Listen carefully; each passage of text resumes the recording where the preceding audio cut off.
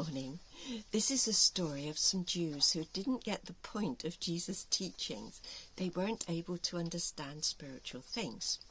So Jesus was on the other side of the Sea of Galilee, on the eastern side, and a large crowd were following him because they'd watched him cure many people from their sicknesses.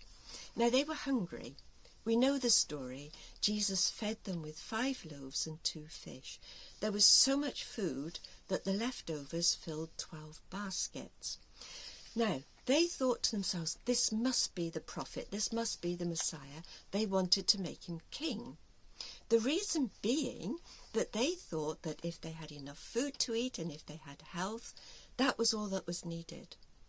But we have governments today that have reasonable health systems, and they do provide enough food, but we've still got serious problems because greed and selfishness hasn't gone, so we need a spiritual side. So later on the day, the disciples row across the Sea of Galilee to Capernaum. Jesus follows them by walking on the water. And you can read those miracles in verses 16 to 21. On the next day, the crowds follow him, and Jesus explains why they're following him. He said, "You're not looking for me because you have seen the signs, but because you had all the bread you wanted to eat. Do not work for food that cannot last, but work for food that endures to eternal life." Are we still there? Yeah, we're still there. So they wanted to know what do we have to do to work the works of God? And Jesus said, this is working for God. You must believe in the one he has sent. At this point, the crowd says to him, well, what sign are you going to give us that you're the one that God has sent? I'm surprised that Jesus kept on talking to them because he'd given them numerous signs. And they still weren't believing. They said to him, Moses, when he was leading the Israelites in the wilderness, provided manna from heaven, so we know he was from God. Jesus said to them, it wasn't Moses who gave you bread from heaven. It is my Father who gives you bread from heaven, the true bread. And this bread comes down from heaven and gives life to the world. Now, because they didn't understand spiritual things, they said to him, Sir, give us this bread always. Jesus goes on to try to help them to see things in a spiritual light, and he said to them, I am the bread of life.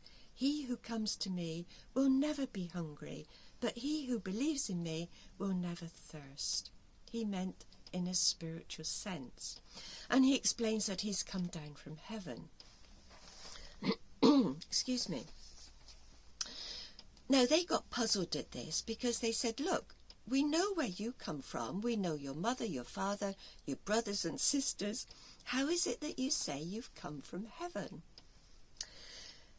Jesus at this point says to his disciples, by way of helping them to overcome this sort of problem, he said, no one can come to me unless he is drawn by the Father who has sent me.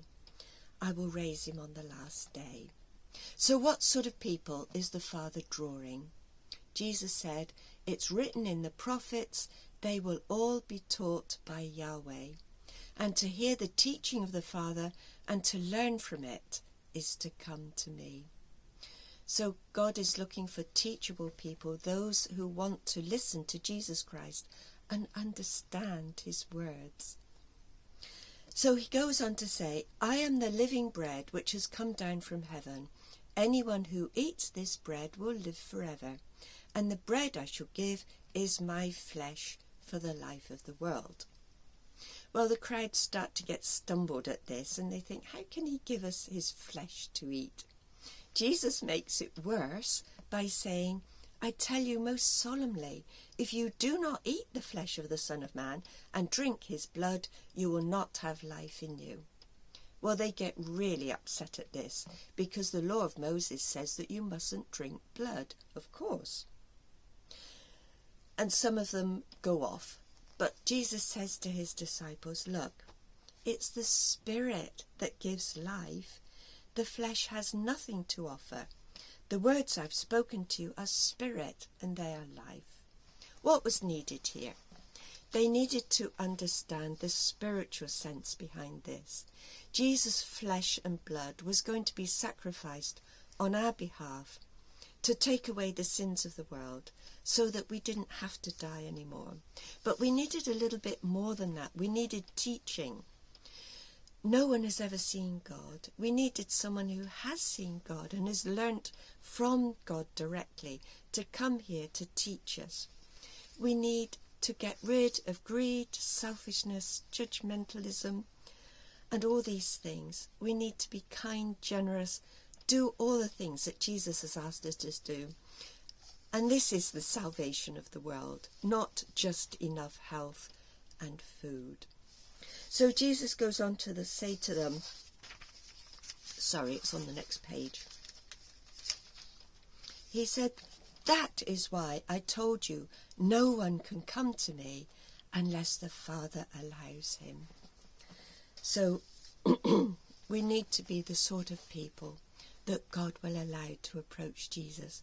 We need to be teachable to be able to understand spiritual things. Thank you so much for watching, and excuse the voice this morning, it's gone croaky. Take care, all of you, and God bless, and let us all be spiritual people that are drawn to Jesus Christ. Take care.